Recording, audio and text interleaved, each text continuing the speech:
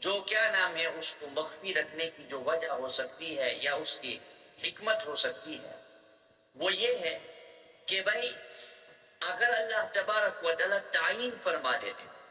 تو بہت ساری طبیعتیں ایسی ہوتی کہ بھائی وہ اسی رات کے اہتمام کرتی، اسی رات کے اندر عبادت کا اہتمام کرتی اور پھر باقی راتوں کو چھوڑ دیتی،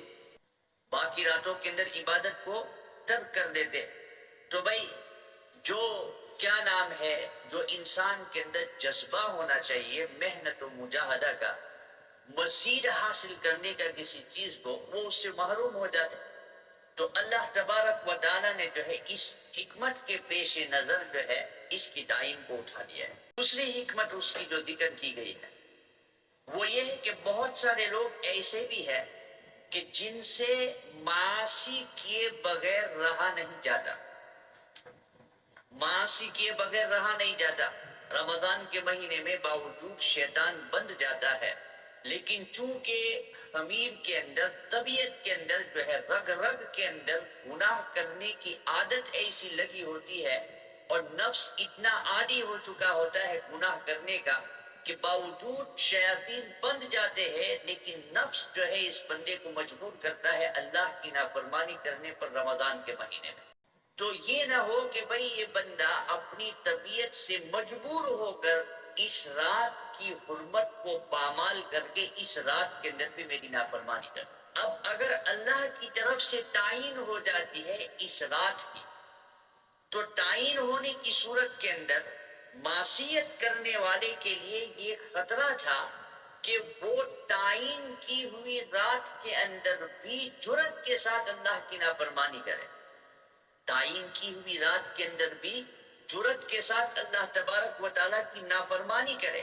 اللہ تبارک و تعالیٰ کو ہے اس بندے کو محفوظ رکھنا چاہتے تھے۔ تعین کی صورت میں اگر اتفاقاً کسی بندے سے اس رات کی عبادت چھوٹ جاتی تو وہ آئندہ راتوں کے اندر افسردگی کا کیا ہو جاتا، افسردہ ہو جاتا، اور پھر جو ہے باقی رمضان کی راتوں کے اندر جو ہے اس کو جاگنا نصیب نہ ہوتا، اس لیے کہ بھئی افسوس کر رہا ہے اور وہ افسوس کا غم جو ہے اس کو اتنا لگا ہوا ہے کہ اس غم کے اندر جو ہے وہ کہتا ہے کہ باقی راتوں کو اب چھوڑو، اب تو میں اس کو بھی جو ہے کسی صورت میں جو ہے جاگوں گا نہیں۔ تو یہ اگلی مسئلہ ہو گئی۔ چوتھی مسئلہ، چوتھی مسئلہ یہ ہے کہ بھئی جتنی راتیں جو ہے انسان کی اس لیلۃ القدر کی رات کی تلاش میں نکلے گی، اس رات کی تلاش کے اندر نکلے گی، تو اس کے لیے یہ ایک مستقل اجر اور ثواب ہے اللہ کی طرف سے۔ ممکن ہے کہ اس کو وہ رات نہ ملے، لیکن محنت کرنا یہ مستقل اللہ کی طرف سے اس کے لیے ایک اجر ہوگا۔ اور پانچویں مسئلہ ہے